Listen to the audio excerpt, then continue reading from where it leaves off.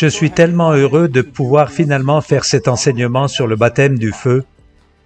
Le baptême du feu est-il un baptême que nous voulons ou que nous ne voulons pas? En réalité, que dit la Bible à ce sujet? Suite au texte que j'avais publié, je fais une vidéo ici où je vais prendre bien plus le temps et aller bien plus en profondeur sur ce que la parole dit au sujet du baptême de feu. Donc je vais poser une fondation et nous allons voir ce que la parole dit à ce sujet. Et à la fin de la vidéo, je vous dirai mes préoccupations et pourquoi c'est un problème. En premier, je voudrais vous dire que lorsque j'ai publié ce texte, j'ai eu énormément de réponses, à peu près 1 millier, beaucoup de messages personnels, et c'est devenu dingue.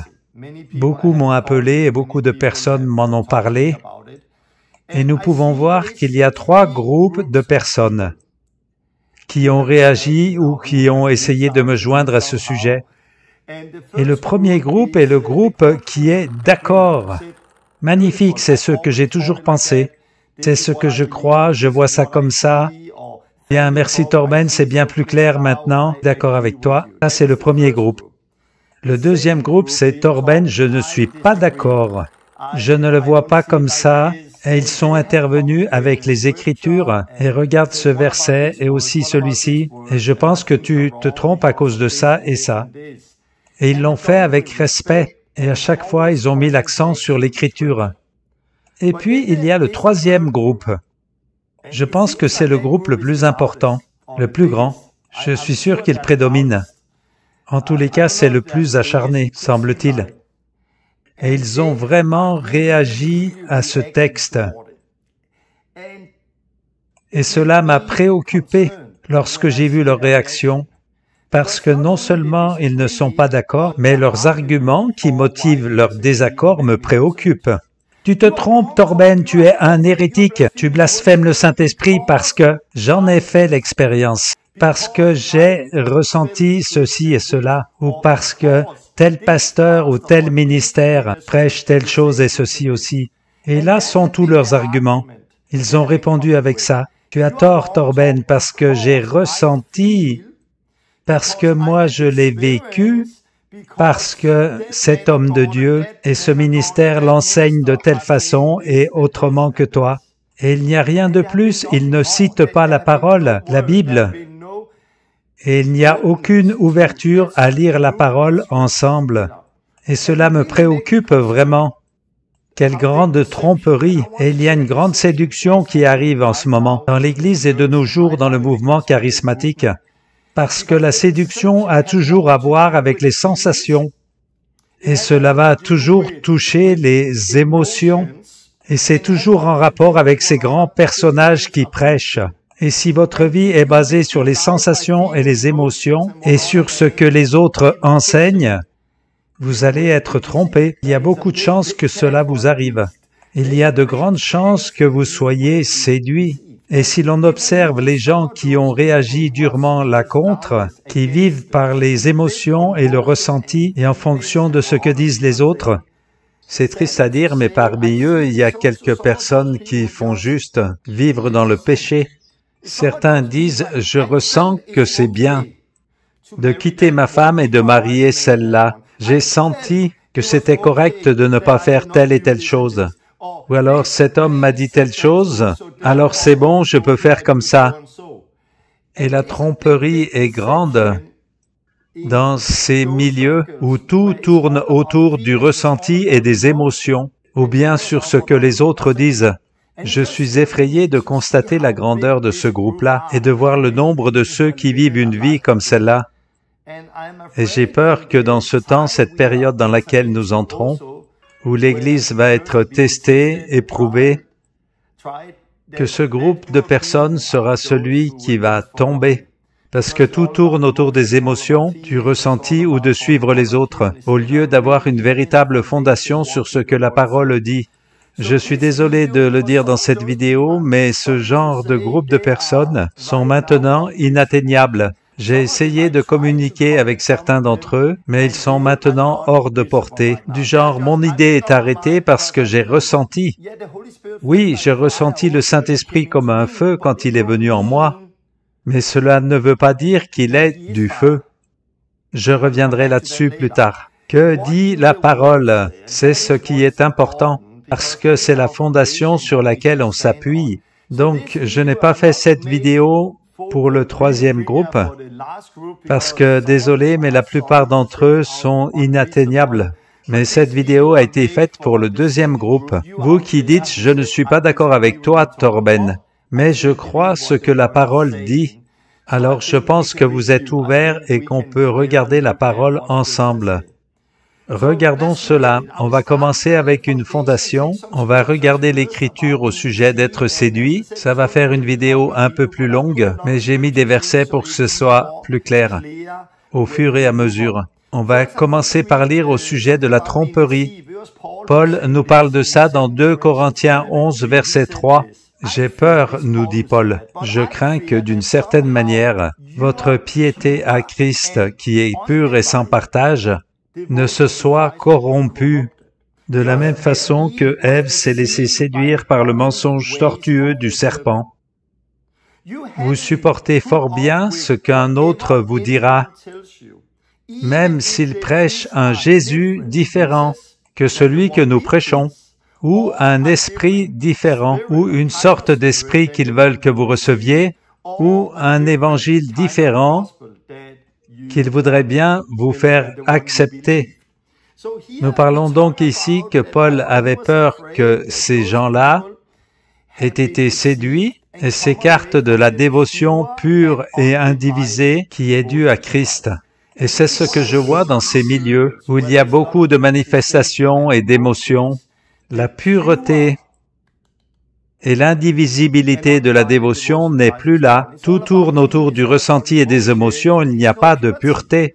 Et je l'ai observé des tas et des tas de fois. Et donc, ça me préoccupe au sujet de ces groupes où il y a beaucoup d'émotions, de ressentis et de péchés.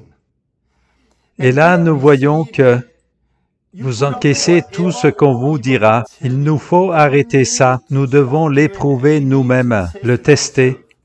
Si l'on vous prêche un Jésus différent, nous ne parlons pas des gens qui prêchent Mohamed ou Bouddha, ils prêchent toujours Christ, mais un Christ différent. On parle d'un esprit différent. Cela ressemble au Saint-Esprit, mais c'est un autre esprit. Et on parle aussi d'un autre évangile. C'est bien un évangile, mais un autre évangile. On parle donc d'évangile, de Christ et d'esprit. On parle des gens dans l'Église, des gens qui font partie de l'Église. Ils n'ont pas quitté la chrétienté pour aller vers l'islam. Ils ne se sont pas tournés vers le bouddhisme, mais ils ont été séduits et ils finissent par croire à un Christ différent, croire à un évangile différent et reçoivent un esprit différent. On constate cela de nos jours. Et Paul continue au verset suivant. « Et d'aucune manière je ne me considère en rien inférieur à ces super apôtres qui enseignent ces choses. » Et j'aimerais dire à ceux qui ont des questions du genre « Que penses-tu d'un tel et un tel? Est-ce que tu es plus grand qu'eux? Qu'en est-il de ce mouvement? Et à propos de ceux là-bas? » Je répondrai « En aucune façon, je m'estime inférieur à certains de ces gens-là. » Parce que mon autorité ne repose pas sur ce qu'ils prêchent. Mon autorité est basée sur la parole de Dieu, sur Dieu. Si quelques super prédicateurs, même si les gens l'admirent, prêchent quelque chose de différent de ça, c'est ce livre que je vais croire.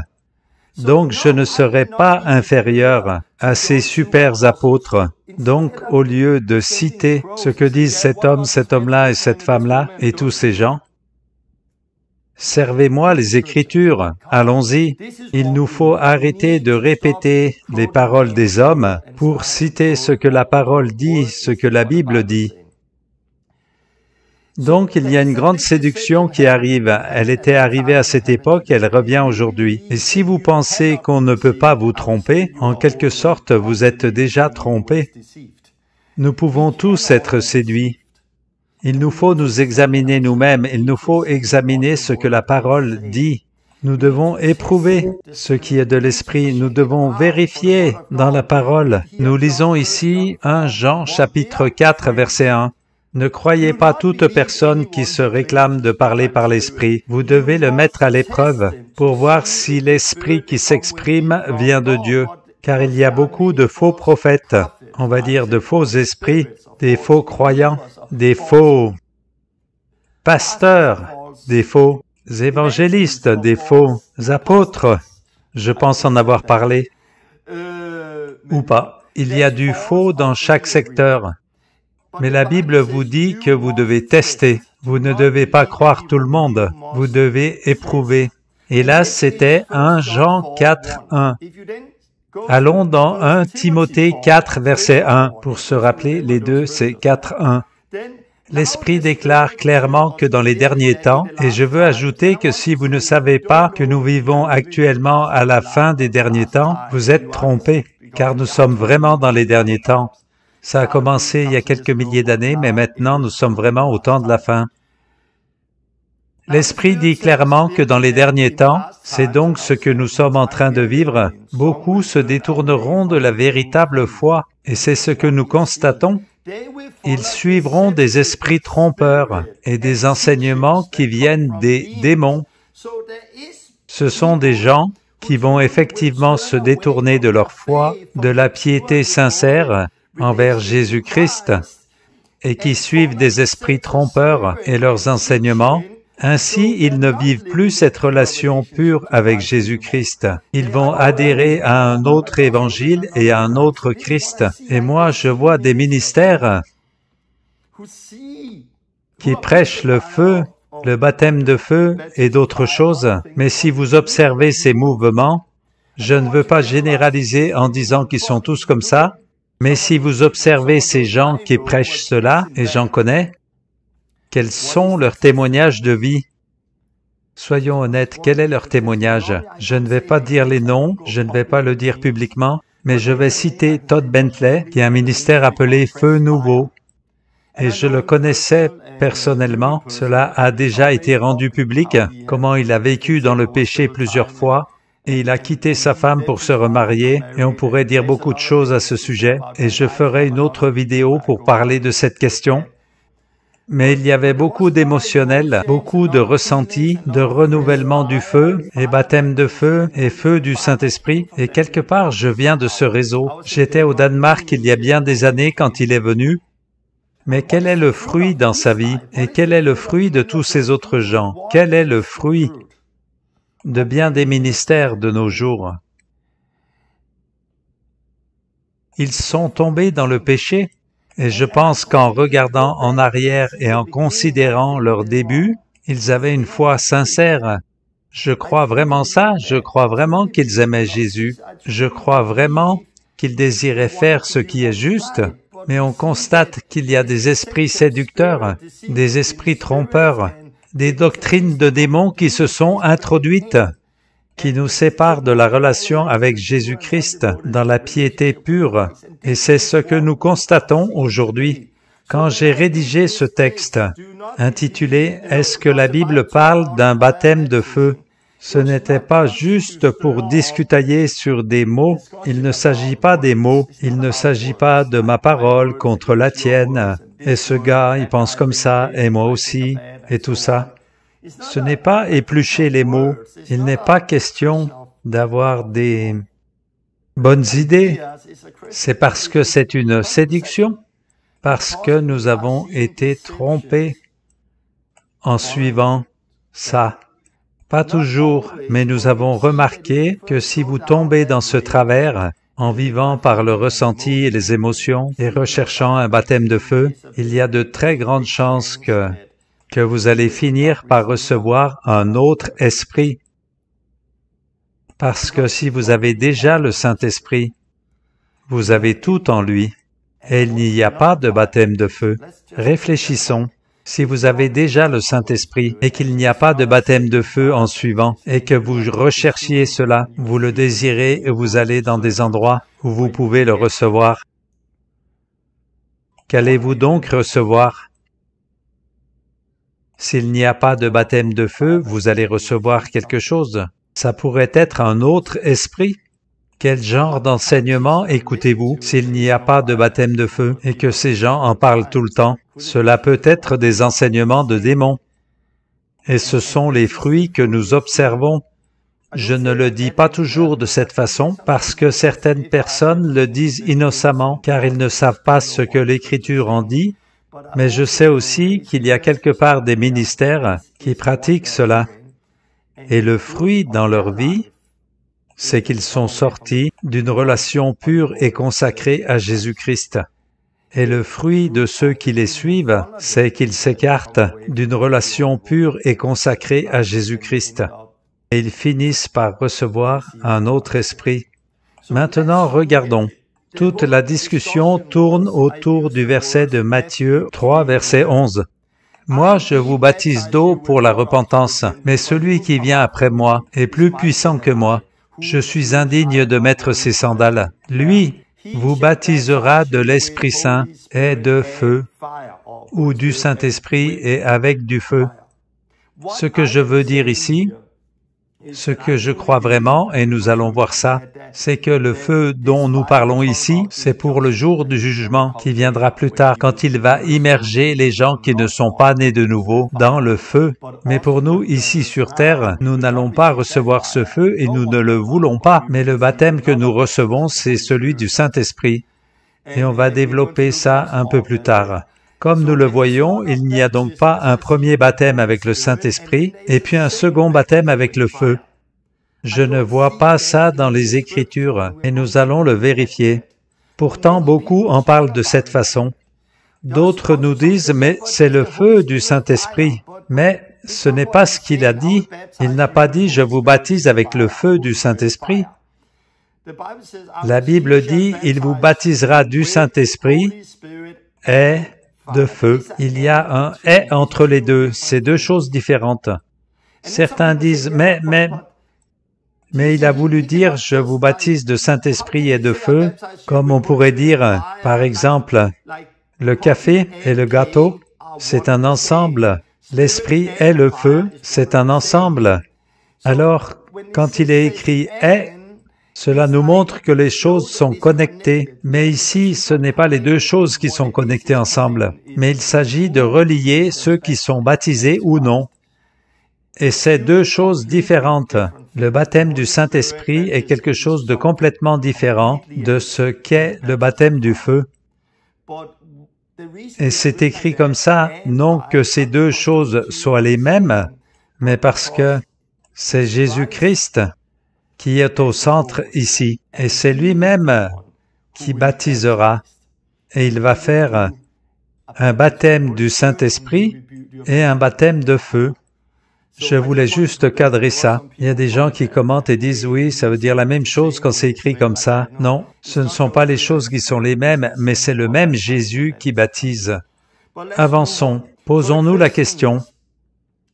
Est-ce qu'on voit des gens dans la Bible être baptisés du Saint-Esprit et de feu, ou bien voit-on des gens uniquement, et je fais comme ça, uniquement baptisés du Saint-Esprit? Pouvez-vous me montrer un exemple dans la Bible où quelqu'un aurait été baptisé du Saint-Esprit et de feu? Non, vous ne pouvez pas. Examinons. Beaucoup diront Acte 2. Allons dans Acte 2 et lisons. Il apparut des langues séparées comme si elles étaient de feu, qui se posèrent sur chacun d'eux. Ils furent tous remplis du Saint-Esprit et se mirent à parler en langue selon ce que l'Esprit leur donnait de s'exprimer. Il apparut des langues séparées comme si c'était du feu, ou comme des langues de feu. Les langues n'étaient pas faites de feu. Les langues étaient comme du feu. Idem, le Saint-Esprit est venu sur Jésus comme une colombe. Le Saint-Esprit n'est pas une colombe.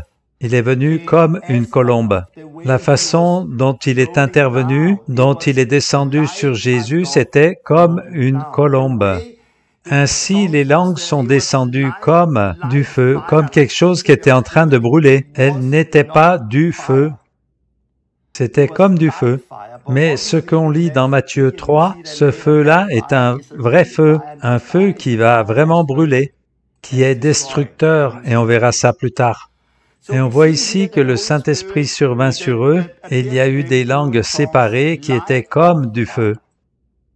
Et ce n'était pas le baptême, ce sont des langues qui leur sont apparues. Puis on lit le verset suivant, « Et ils furent tous remplis du Saint-Esprit. » Et de feu, cela ne tient pas, c'est pas écrit ici. Ils furent tous remplis du Saint-Esprit, point, rien d'autre. Il n'y a pas « et de feu ». Et ça va être plus clair un peu plus loin. Et j'espère que vous allez comprendre cela. Pouvez-vous accepter la parole, même si la parole s'oppose à votre expérience personnelle? Pouvez-vous accepter la parole, même si elle s'oppose à ce que vous avez vécu?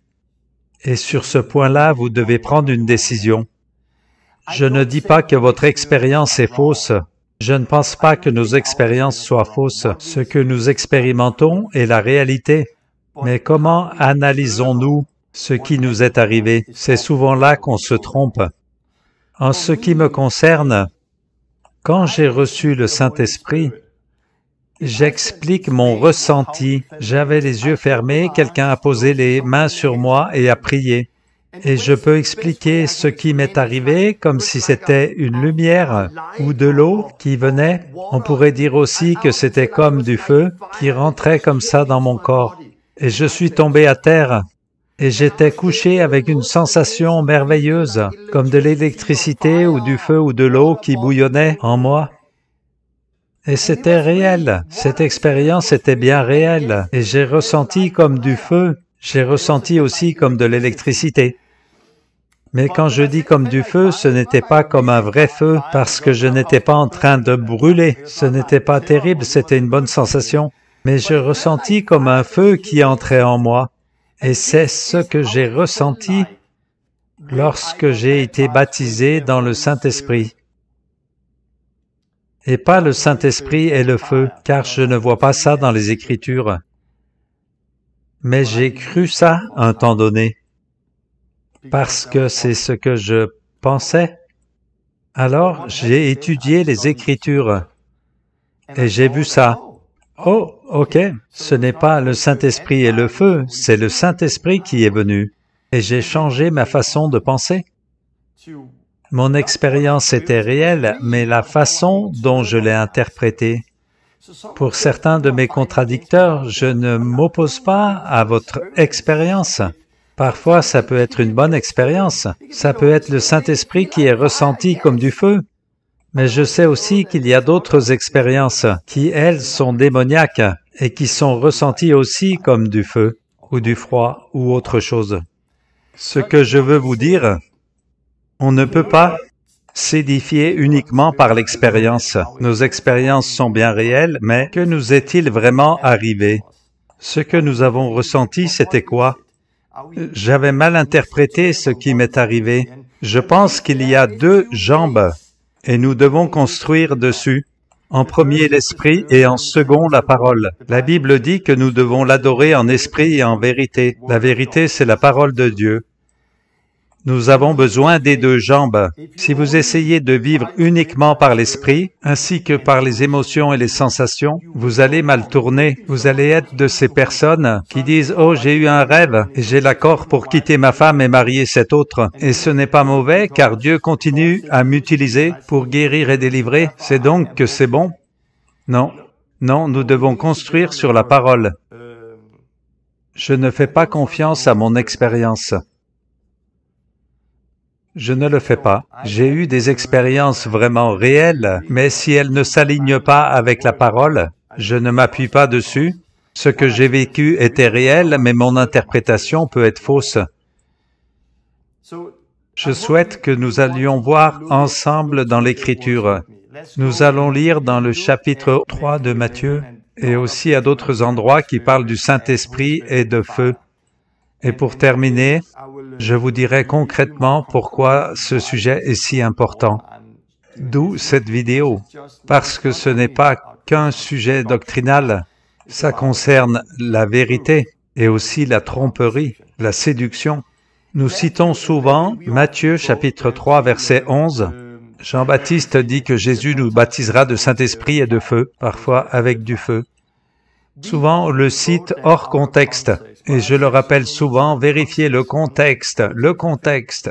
La plus grande attaque que Satan a fait contre la Bible, ce n'est pas les mauvaises traductions ou les polémiques entre les différentes traductions de la Bible, comme la Nouvelle Bible Sommaire ou la Second 21. Je sais qu'il peut y avoir des erreurs, mais la plus grande attaque, c'est que nous avons détruit la Bible par les chapitres et les versets.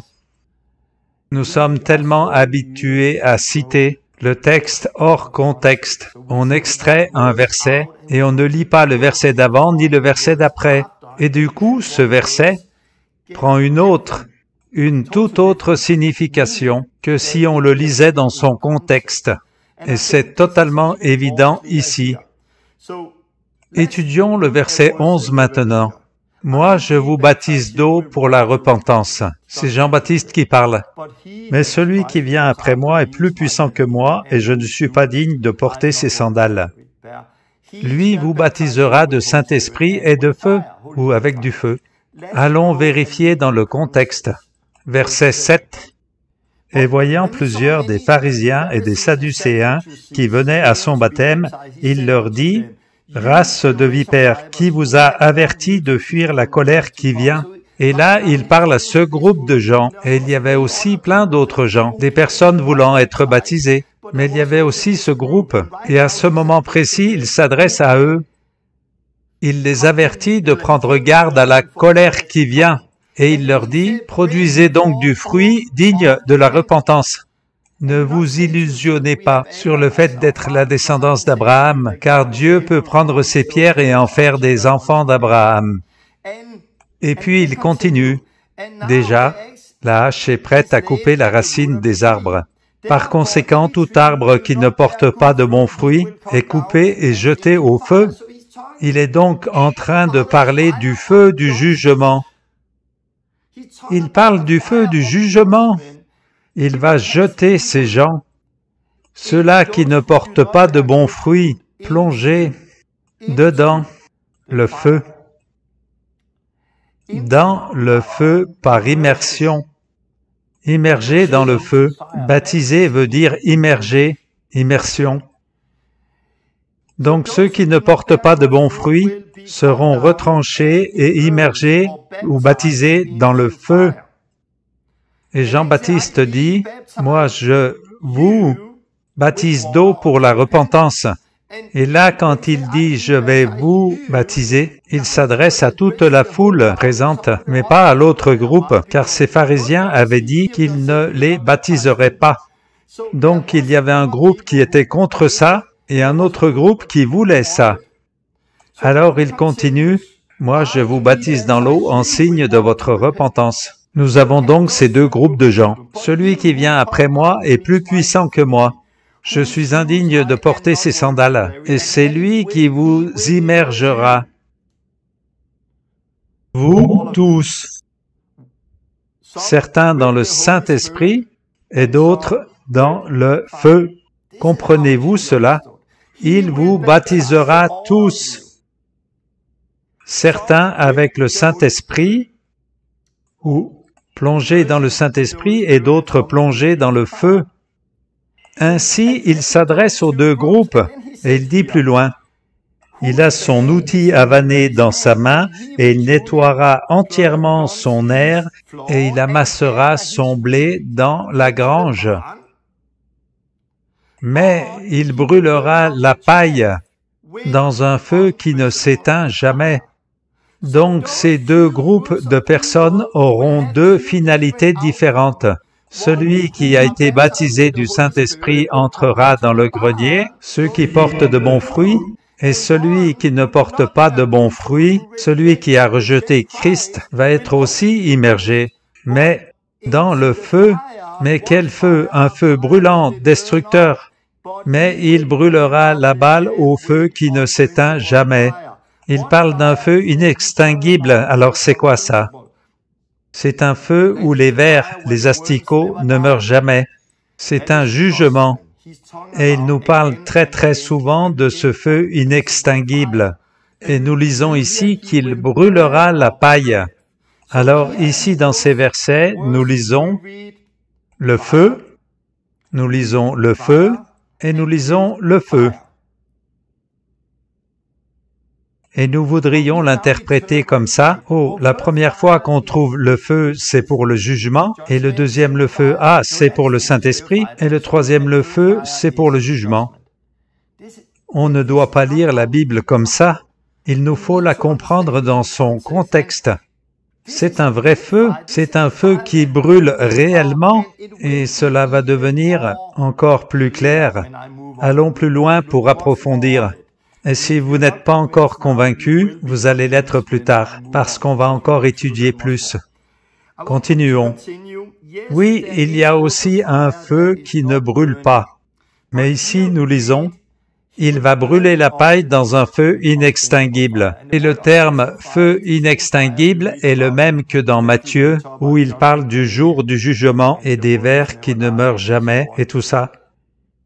Mais il y a des gens qui disent que le Saint-Esprit est un feu purifiant.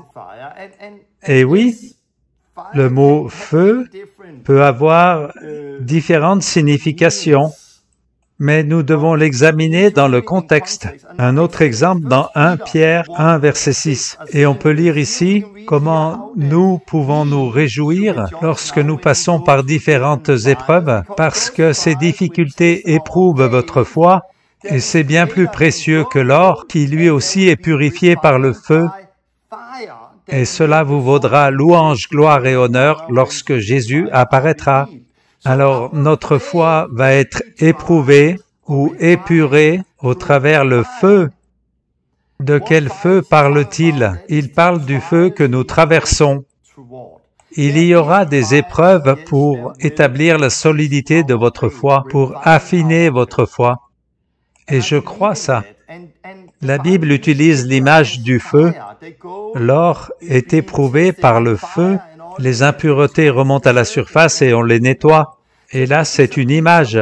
Ce n'est pas un feu véritable. C'est un feu d'épreuve que nous devons traverser. Ce n'est pas un second baptême. Ce n'est pas « Hey, qui veut recevoir ce feu? Venez ici pour le baptême de feu. Nous posons les mains sur eux. » Non, ces épreuves vont arriver à tout le monde. Votre foi va être éprouvée, testée. Et nous ne parlons pas ici d'un second baptême. Un autre endroit, c'est dans Luc 12, 50. Mais il y a un baptême.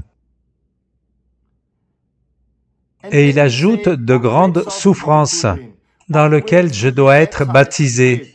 Et combien je suis angoissé tant qu'il n'est pas accompli. Jésus parle ici de ses souffrances.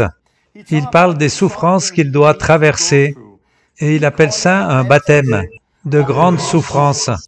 Mais encore une fois, c'est un baptême que l'on ne peut pas mettre au panneau d'affichage et dire « Ouais, je veux le baptême de souffrance. Avancez-vous pour la prière, je poserai les mains sur vous, et maintenant recevez le baptême de souffrance. » Non, nous voyons dans la Bible que le feu a été utilisé à différents endroits. Jacques nous dit que la langue est comme un feu. Il y a d'autres endroits où le feu a été utilisé. Moïse nous parle d'un buisson ardent. Il brûlait, mais sans se détruire. Et encore une fois, Jean-Baptiste ne nous parle pas de ça dans ce qu'il déclare dans Matthieu 3. Ainsi, la façon dont nous lisons la Bible, nous prenons ces versets et nous les examinons dans leur contexte. On ne va pas sur Google, on ne va pas sur un programme biblique faire une recherche sur le feu et déduire que chaque feu est comme ça. Il y a beaucoup d'endroits où on parle de feu. Voyons un peu. La langue est comme un feu. Nous lisons ici Jacques 3, verset 6. Parle-t-on ici de feu? Non, c'est quelque chose d'autre, c'est un feu différent. Même si nous lisons dans Acte 2 que les langues étaient comme du feu, ces allusions au feu n'ont rien à voir entre elles. Si vous prenez du recul et que vous le lisez dans son contexte, la langue ici est un feu, parce que vous pouvez détruire beaucoup de choses avec votre langue. Lisons le verset précédent. Vous pouvez allumer un feu. Avec un seul mot, vous pouvez embraser une forêt. Donc nous devons le lire dans le contexte, contexte et contexte. Avançons et regardons d'autres versets dans la Bible où il est aussi question de feu et où le feu n'a pas de relation directe avec ce qu'on peut lire dans Matthieu 3. Quelquefois, les gens lisent la Bible de la façon suivante. Ils lisent Matthieu 3 et c'est écrit que Jésus nous baptisera de Saint-Esprit et de feu. Et puis, ils font une recherche rapide sur Google et ils voient que tout ce qui se rapporte au feu est rattaché à ce verset. Mais c'est pas ça. Le feu a été utilisé dans bien des contextes dans la Bible. Voici 1 Pierre 1, verset 7. L'épreuve de notre foi, qui pourtant est testée par le feu, afin que le résultat soit l'honneur, la louange et la gloire à Jésus-Christ. Ainsi, notre foi, au travers de la souffrance, sera purifiée par le feu, comme l'or est purifié par le feu. Oui, nous parlons bien de feu, mais ici, c'est un contexte différent. Ici, nous ne parlons pas d'un baptême. Et vous vous rendez dans une réunion et vous vous levez en disant « Je veux être baptisé dans un feu purificateur afin que ma foi soit purifiée. » Non, ici, cela vient par les épreuves, pas par l'imposition des mains de quelqu'un. On va me dire « Et Moïse avec le buisson ardent ?» Oui, le buisson brûlait, mais ne se détruisait pas. Là encore, c'est un contexte différent. Et au sujet de Luc 12, où Jésus parle d'un feu, mais aussi d'un baptême de souffrance, là aussi c'est encore différent. Il nous parle ici d'un baptême de souffrance. Il ne parle pas d'un baptême qui est en vigueur de nos jours, où les gens se lèvent dans une réunion et disent « Je veux recevoir le baptême de feu », où la personne se lève dans une réunion et dit « J'ai déjà reçu le Saint-Esprit, mais je veux recevoir le baptême du feu ». Nous devons l'étudier dans le contexte, contexte. Et dans Jacques 3, on parle aussi de feu. On lit ici, « De même, la langue est une petite partie du corps, mais elle se vante de grandes choses, comme un petit feu peut embraser une grande forêt. La langue est aussi comme un feu, souillant tout le corps et enflammant le cours de la vie. » Nous voyons ici que le feu a été utilisé, même dans le contexte de la langue. Et l'on pense que cela se rapporte à Acte 2, mais cela n'a pas de rapport. Toujours le contexte. Là aussi, ce n'est pas un feu véritable. La langue est aussi comme un feu, ou la langue est aussi un feu. Je ne vous souhaite pas que votre langue soit en feu. Je ne souhaite pas que votre langue soit réellement en feu parce qu'elle va brûler. Non, la langue est comme un feu. Mais le feu que nous pouvons lire dans Matthieu, c'est un feu qui va détruire, c'est un feu qui va brûler, et ce n'est pas quelque chose qui sera simplement comme un feu. Je suis en feu maintenant. Je vous assure, je suis en feu. Et je suis en feu depuis bien des années, mais en feu pour Jésus, je brûle pour Jésus. Je vous assure. Mais quand je dis que je brûle pour Jésus, que je suis en feu pour Jésus, mais cela ne veut pas dire que littéralement je brûle. Cela ne veut pas dire que je sois réellement en feu. C'est une tournure de langage, c'est une façon imagée de communiquer. Oui, quand le Saint-Esprit vient sur vous, vous allez être en feu. Je n'ai rien contre ça. Le Saint-Esprit s'est fait ressentir comme du feu quand il est venu en moi. Je ne suis pas contre ça. Mais ne tordons pas la parole et comprenons ce que la Bible dit vraiment. Retournez vérifier dans Matthieu et vous verrez que c'est un feu différent. Au verset 7, « Qui peut fuir la colère à venir ?» Et puis au verset 10, « Ceux qui ne portent pas de bons fruits seront jetés au feu. » Ce n'est pas juste un feu de purification, ce n'est pas être en feu pour Jésus, ce n'est pas comme la langue qui est un feu, c'est un feu réel. Et au verset 11, « Il vous baptisera de Saint-Esprit et de feu. » Verset 12, « Il brûlera la paille, la balle. » dans un feu qui ne s'éteint jamais. Et nous voyons bien ici, dans le contexte, c'est d'un vrai feu qu'il nous parle. Et si à ce point ce n'est pas encore clair, regardons les autres évangiles. Et j'espère que ce sera plus clair, parce qu'il faut que ce soit clair. Si on regarde dans les 4 évangiles, Matthieu, Marc, Luc, Jean, et dans ces 4 évangiles, nous avons la citation, Jean le Baptiste dit, « Il vous baptisera du Saint-Esprit ». Et parfois, on a la citation, « Il vous baptisera du Saint-Esprit et de feu ». Et ce qui est intéressant, c'est qu'on trouve bien dans les 4 évangiles, Jean le Baptiste dit que Jésus viendra après lui et que c'est lui qui vous baptisera du Saint-Esprit. Dans 2 des évangiles, il dit simplement Saint-Esprit, et dans les 2 autres, il dit Saint-Esprit et du feu. Alors pourquoi on trouve dans 2 des évangiles, il vous baptisera de Saint-Esprit, et dans les 2 autres, de Saint-Esprit et de feu? Regardons ça. Marc 1, 8. « Moi, je vous ai baptisé d'eau, lui, il vous baptisera du Saint-Esprit. » Pas de feu ici. Il n'y a pas de feu ici. Pourquoi ici Marc nous dit, en citant Jean le Baptiste, « Moi, je vous baptise dans l'eau, mais lui, il vous baptisera dans le Saint-Esprit. » Pourquoi il n'y a pas de feu? À cause du contexte.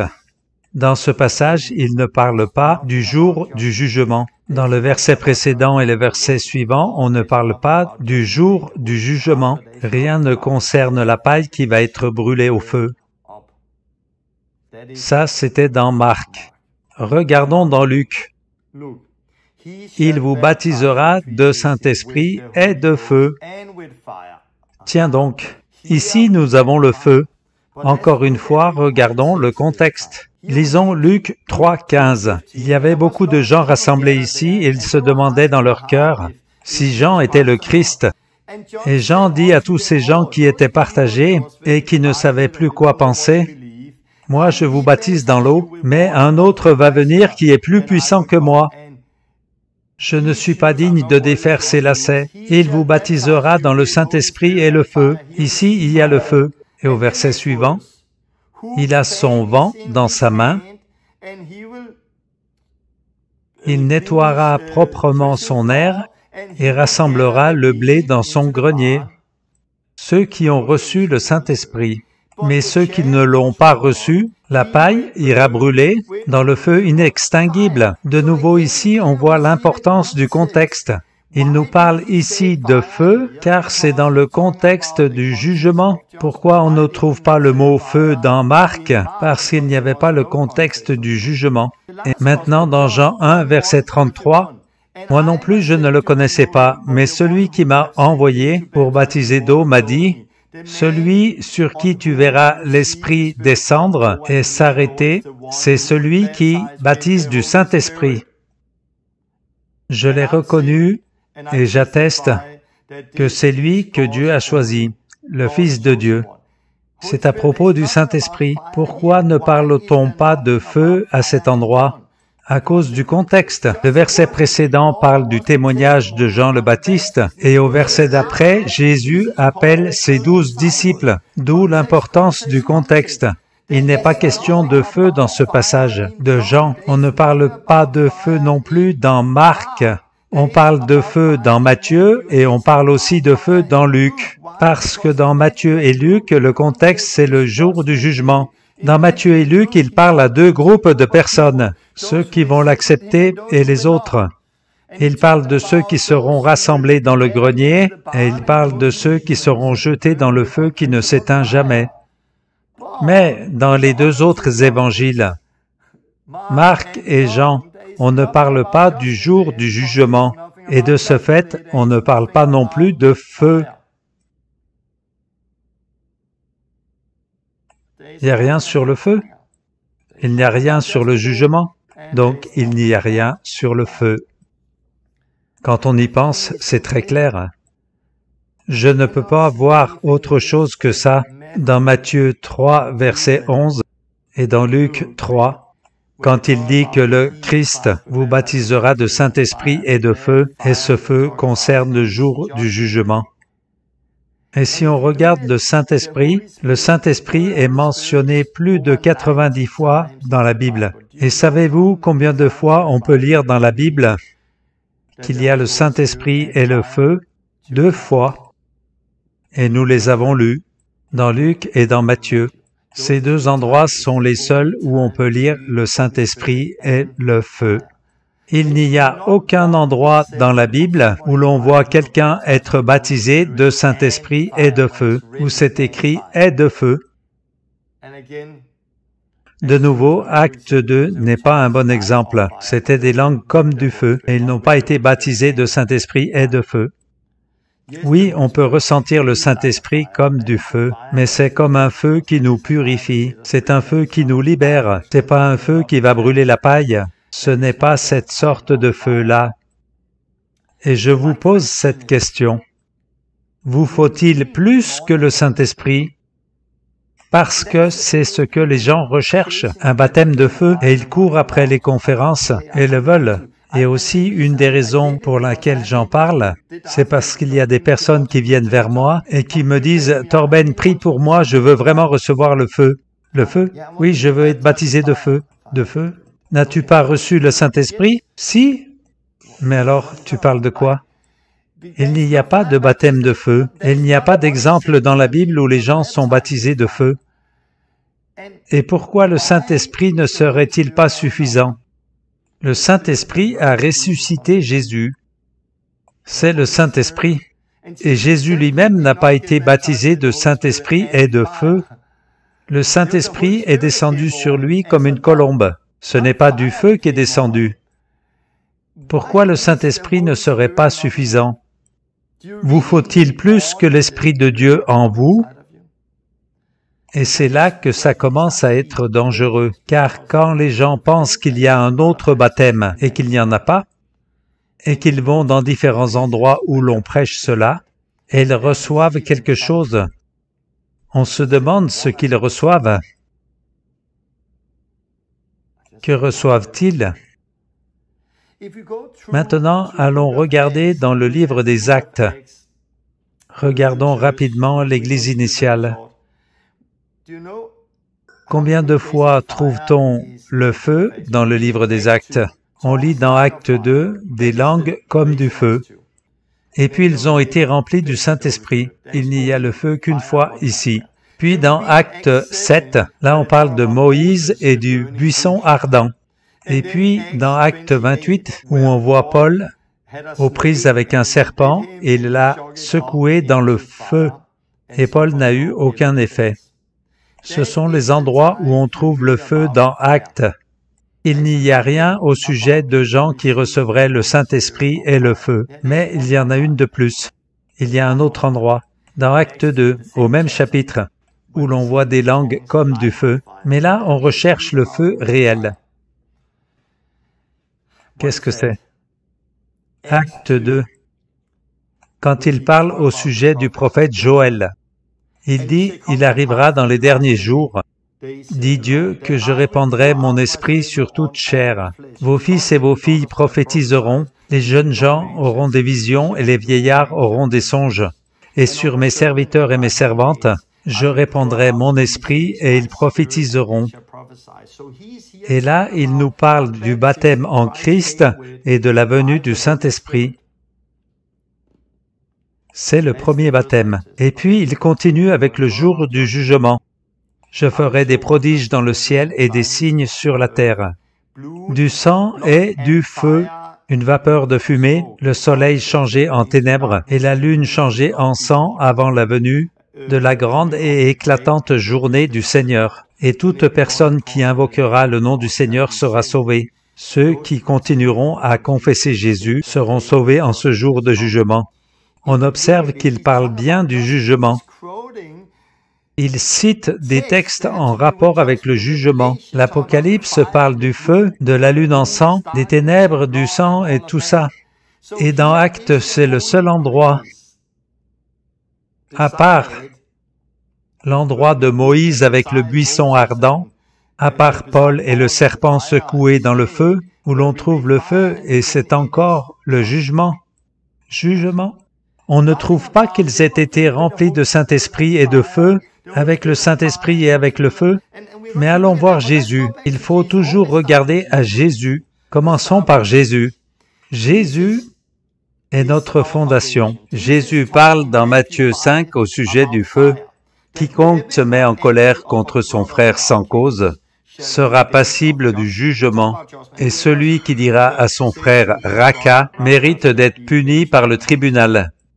Mais celui qui le traite de fou mérite d'être puni par le feu de l'enfer. On parle de feu. Et Matthieu chapitre 7 au verset 19, « Tout arbre qui ne produit pas de bons fruits sera coupé et jeté au feu. » On parle encore de feu. Matthieu chapitre 13, verset 39. « L'ennemi qui a semé ça, c'est le diable. La moisson, c'est la fin du monde, et les anges sont les moissonneurs. Et donc, on amasse la mauvaise herbe, l'ivraie, et on la brûle dans le feu. Ainsi, il en sera à la fin du monde. » Donc, si on observe Matthieu 5, Matthieu 7 et Matthieu 13, chaque fois que l'on parle de feu, il s'agit du jugement. Et on va continuer dans Matthieu 18, verset 8. Il s'agit aussi d'être jeté dans le feu éternel.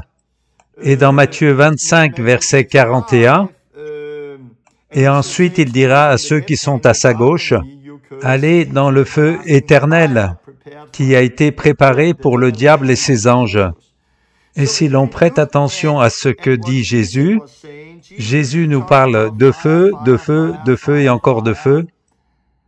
Et c'est à chaque fois en rapport avec le jugement, jugement, jugement, le jugement. Il nous parle aussi du Saint-Esprit dans Jean 14, dans Jean 15, dans Jean 16. Mais là, il parle de l'Esprit de vérité, l'Esprit qui nous aide, le consolateur, le conseiller. Mais à aucun endroit dans Jean 14, Jean 15, Jean 16, jamais il ne parle du Saint-Esprit et de feu. Il ne parle jamais de Saint-Esprit et de feu. Il parle de l'Esprit de vérité. Et quand il parle de feu, c'est en rapport au jugement. En fait, il y a un endroit où on trouve avec le feu. Il y a des disciples qui ont voulu en baptiser de feu. C'est dans Luc 9.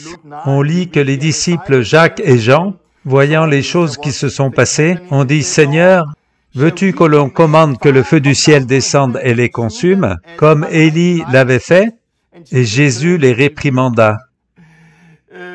Ils savaient que le feu du ciel qui descend, c'est le feu du jugement, et que c'est quelque chose qui consume les gens. À cette époque, ils savaient ça. Que dit Jésus? Saint-Esprit, Saint-Esprit, Saint-Esprit, Saint-Esprit. Esprit de vérité, Esprit de vérité, Esprit de vérité. Le feu, le feu, le feu, le feu. C'est bien deux choses différentes. Le Saint-Esprit, c'est ce qu'il enverrait ici-bas lorsqu'il sera monté au ciel. Le feu, c'est ce qu'il enverra quand il reviendra sur terre. En premier, il veut baptiser dans le Saint-Esprit, et ceux qui ne veulent pas recevoir le baptême du Saint-Esprit vont recevoir un autre baptême quand il va revenir. C'est l'immersion dans le feu. Donc regardons Jésus et regardons le livre des Actes.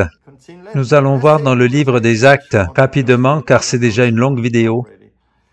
On va regarder dans le livre des Actes où on trouve le Saint-Esprit. Acte 2, verset 4. Ils furent tous remplis du Saint-Esprit et parlèrent en d'autres langues, selon que l'Esprit les faisait parler. Rien au sujet du feu ici. Acte 2, 38. Que chacun de vous soit baptisé au nom de Jésus-Christ pour la rémission de vos péchés et vous recevrez le Saint-Esprit. Il n'y a pas de feu ici. Acte 8, verset 15. Philippe en Samarie. Dès l'arrivée des apôtres, ils ont posé les mains sur les nouveaux disciples afin qu'ils reçoivent le Saint-Esprit. Ici non plus, pas de feu, parce que le Saint-Esprit n'était pas encore descendu sur eux. Ils étaient seulement baptisés au nom de Jésus. Il n'y a pas de feu ici. Pourquoi les apôtres n'ont-ils pas prié qu'ils reçoivent le Saint-Esprit et le feu? Pourquoi? Pourquoi n'ont-ils pas prié pour le feu s'il le fallait avec le Saint-Esprit? Allons, cela ne fait pas de sens. Acte 8, verset 17. Pierre et Jean leur imposèrent les mains et ils reçurent le Saint-Esprit. Pourquoi Pierre et Jean ne les ont-ils pas baptisés de Saint-Esprit et de feu? Pourquoi ne leur ont-ils donné que la moitié? Ils n'ont pas donné que la moitié, ils ont tout donné. Et Simon a vu ça et leur dit, « Donnez-moi aussi la capacité que j'impose les mains et qu'ils reçoivent le Saint-Esprit. » Il n'y a pas de feu. On ne trouve pas de feu dans le livre des Actes. Et on peut lire que quand Paul a été baptisé, on lit ici que Ananias a posé les mains sur Saul et lui dit, « Saul, le Seigneur Jésus qui t'est apparu sur la route m'a envoyé afin que tu retrouves la vue et que tu sois rempli du Saint-Esprit. » Il n'y a pas de feu. Donc Paul n'a pas reçu le Saint-Esprit et le feu. Pierre n'a pas prêché le Saint-Esprit et le feu. Et en Samarie, ils n'ont pas reçu le Saint-Esprit et le feu. Allons voir chez Corneille. Alors que Pierre enseignait ces choses, le Saint-Esprit descendit soudainement sur ceux qui écoutaient la parole. Il n'y avait pas de feu là-dedans. Et quand Pierre nous donne des explications dans Acte 11, verset 15, « Quand j'ai commencé à leur parler, le Saint-Esprit est descendu sur eux, de la même manière qu'il est descendu sur nous au commencement. » Donc le Saint-Esprit est venu sur eux dans la maison de Corneille, de la même façon qu'il est venu sur les disciples au commencement. Et il n'y a pas eu de feu à ce moment-là. Et puis il cite Jean le Baptiste, et ça c'est important. Il dit, « Et puis je me suis rappelé ce que le Seigneur a dit, Jean vous a baptisé avec de l'eau, mais vous serez baptisés avec le Saint-Esprit. » Pas de feu ici. Pourquoi n'y a-t-il pas de feu? Parce que le feu, c'est le jugement, et nous ne voulons pas de ce feu-là. Le feu est pour le jugement. Je pense que c'est très clair que les gens de la maison de Corneille ont reçu le Saint-Esprit exactement comme les apôtres. Et je me suis rappelé ce que le Seigneur avait dit. Jean vous a baptisé d'eau, mais vous serez baptisés du Saint-Esprit. Pourquoi ne cite-t-il pas « et de feu » ? Parce que ces croyants ne devaient pas être baptisés avec ce feu. Ce feu est le jugement pour les incroyants. Voyons encore Acte 19, verset 2. « Avez-vous reçu le Saint-Esprit quand vous avez cru ?» Les disciples n'ont pas demandé au sujet du Saint-Esprit et de feu. Ils dirent qu'ils n'ont pas entendu parler du Saint-Esprit. Paul a posé les mains sur eux et le Saint-Esprit est descendu sur eux. Et ils ont parlé en langue et prophétisé. Là encore, le Saint-Esprit, le Saint-Esprit, le Saint-Esprit. Et il n'y a pas de feu. Et maintenant, nous trouvons un baptême de feu dans Apocalypse 20, verset 15. « Et quiconque ne fut pas trouvé écrit dans le livre de vie fut jeté dans le lac de feu. » Autrement dit, sera immergé, c'est-à-dire sera baptisé dans l'étang de feu. À qui s'adresse ce baptême? Ceux dont le nom n'est pas écrit dans le livre de vie, c'est eux qui seront baptisés dans le lac de feu. J'espère que vous comprenez ça, mais il y en a qui ne veulent pas comprendre, et c'est triste, parce qu'ils disent « moi je l'ai vécu, je l'ai ressenti », et ces ministères-là sont bien plus connus et bien plus grands que le tien, Torben, et ce qu'ils disent est tout autre.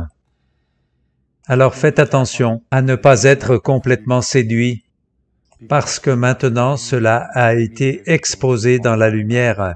Ne soyez pas ouverts à la séduction de ces super apôtres et d'autres prêcheurs qui vous guident par les sensations et les sentiments.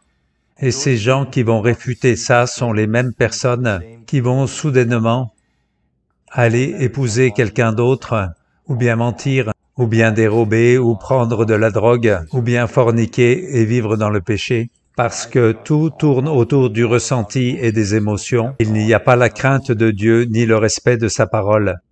Et on voit cette séduction se répandre un peu partout. J'ai beaucoup voyagé et j'ai rencontré pas mal de gens qui aiment sincèrement Jésus de bien des manières, mais ils n'ont pas la crainte de Dieu. Ils n'ont pas de respect pour la parole. Ils ne savent pas qu'on peut les tromper. Ils vivent tellement par les sensations et les sentiments. C'est effrayant. C'est épouvantable. Parce que c'est tellement facile d'être trompé. Au sujet des tunnels de feu, je ne dis pas qu'on ne doit pas aller dans ce genre de rencontre. Je ne dis pas que vous n'êtes pas sincère et que vous ne pouvez pas recevoir le Saint-Esprit. Je ne dis pas que le Saint-Esprit ne peut pas être comme du feu. Je ne dis pas ça. Mais la vérité, c'est que j'ai rencontré des gens qui avaient un faux esprit. Et je peux dire que beaucoup l'ont reçu dans les rencontres où il est prêché le baptême de l'Esprit. Beaucoup ont reçu le faux esprit quand ils ont été au tunnel de feu, imposé les mains et se sont mis à trembler. Je ne le dis pas tout le temps comme ça. Je crois vraiment que vous pouvez être sincère dans votre cœur.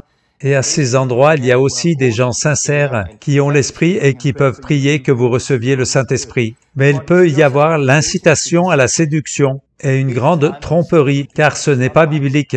Et si vous avez déjà le Saint-Esprit et que vous recherchiez une autre expérience, une autre sensation, émotion ou un autre baptême, que vous alliez après ces ministères qui prêchent ça, qui ne savent pas vraiment ce que dit la parole, qui sont trompés dans ce domaine. Je ne dis pas qu'ils ne peuvent être utilisés ailleurs, mais ils se trompent à ce sujet. Et vous allez là-bas, et puis vous vous levez, on pose les mains sur vous, vous ressentez quelque chose dans votre corps. De quoi s'agit-il? Il peut s'agir du Saint-Esprit. Mais j'ai rencontré beaucoup de gens qui ont été trompés et qui ont reçu un autre esprit. Et nous avons lu ensemble au début qu'il peut y avoir un autre esprit. Donc la première étape est de ne plus citer mal à propos Matthieu 3. Arrêtez de chercher le baptême de feu. Non, recevez donc le baptême du Saint-Esprit. Vous le recevez, lui. Pas besoin de plus. Qu'y a-t-il de plus que lui?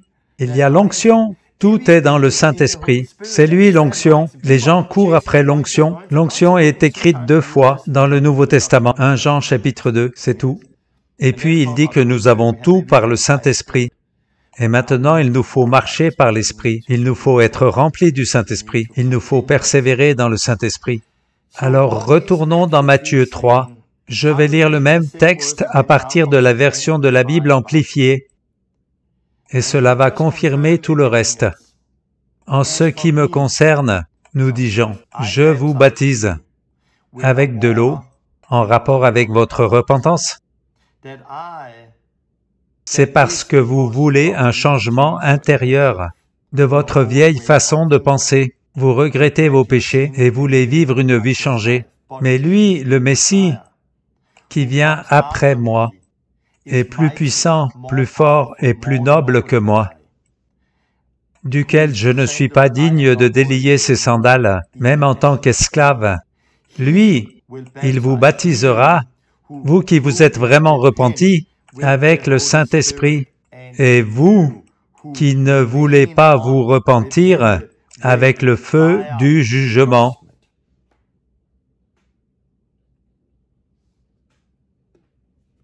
C'est tellement évident.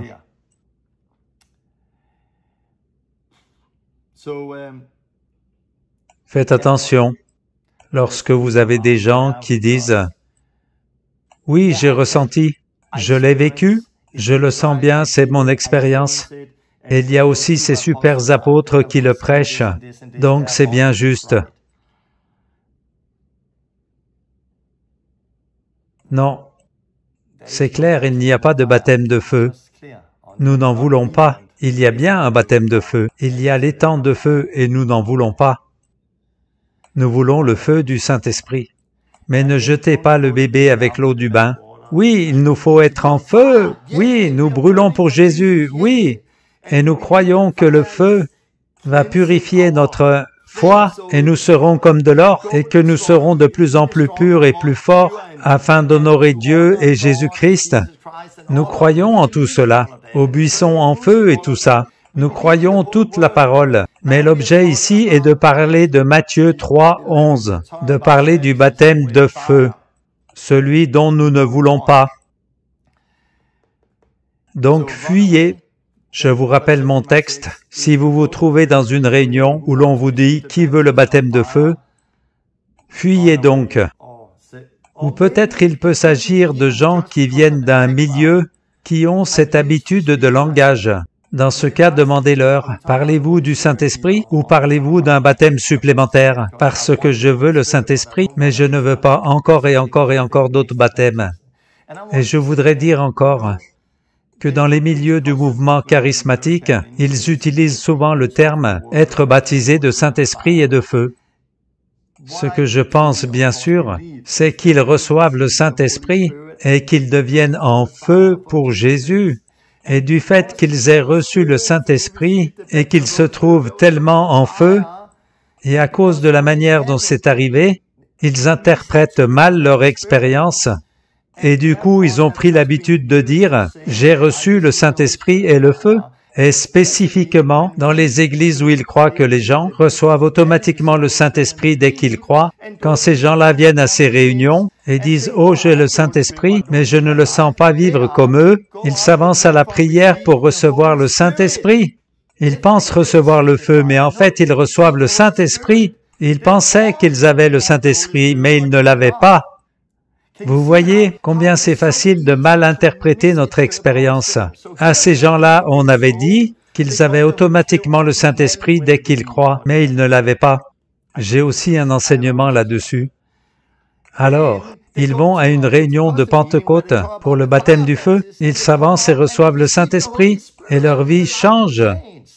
Et pour ces personnes-là, c'est difficile de recevoir ce message à cause de leur façon de penser. Ils ont toujours pensé qu'ils avaient le Saint-Esprit. Et là, ils reçoivent le feu, et ce feu a changé ma vie. Tout le monde a besoin de ce feu. Non, vous vous trompez. Pas dans votre expérience, mais vous vous trompez dans son interprétation. Vous n'aviez pas le Saint-Esprit, et vous n'avez pas reçu un baptême de feu. Ce que vous avez reçu est le baptême du Saint-Esprit. Et ce dont les gens ont besoin, ce n'est pas le baptême de feu. On ne souhaite à personne de recevoir ça. C'est le Saint-Esprit que les gens ont besoin de recevoir, ainsi que vous-même receviez le Saint-Esprit. Et ce n'est pas le feu. Qu'importe si celui qui prêche disait que c'était du feu, c'était le Saint-Esprit. Certains vont donc recevoir le Saint-Esprit, et leur vie va changer pleine de beaux fruits, et j'aime ça. Et d'autres personnes reçoivent un mauvais esprit, et il n'y a pas de bons fruits, et nous n'aimons pas ça. J'espère que vous comprendrez bien cet enseignement. Sinon, quoi faire de plus? Examinez-vous vous-même. Terminons. Jésus a parlé du Saint-Esprit, de l'Esprit de vérité, et il a aussi parlé de feu, et il n'a jamais parlé de Saint-Esprit et de feu ensemble. Le feu se rapporte toujours au jugement, et le Saint-Esprit, c'est le Saint-Esprit. Matthieu 3, Luc 3 nous parle de Saint-Esprit et de feu, car il parle du jour de jugement dans les versets précédents et suivants.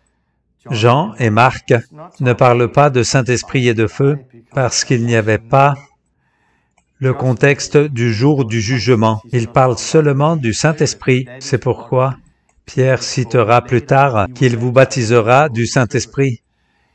Si vous regardez dans le livre des Actes, le feu se rapporte au jour du jugement, ou bien le feu où Paul secoua le serpent. On trouve ça au chapitre 28 du livre des Actes. On cite le buisson en feu avec Moïse. On ne trouve rien d'autre au sujet du feu dans le livre des Actes. Par contre, ils ont reçu le Saint-Esprit. On le lit à plusieurs endroits. Ils ont reçu le Saint-Esprit, ils ont reçu le Saint-Esprit, ils ont reçu le Saint-Esprit. Mais un jour viendra ce baptême de feu que l'on trouve dans Apocalypse 22, quand il parle de ceux qui n'ont pas leur nom écrit dans le livre de vie. Ceux-là seront baptisés dans l'étang de feu. Et c'est de ça que Jean le Baptiste parlait. Et que le Christ, qui est plus grand que toute chose, vous qui vous êtes repentis, il vient vous baptiser avec le Saint-Esprit, et vous qui n'êtes pas repentis, avec le feu. Quel baptême voulez-vous? Que Dieu vous bénisse. Je vous invite à regarder notre série d'enseignements qui s'intitule « Combattre pour le vrai Évangile ». Au revoir.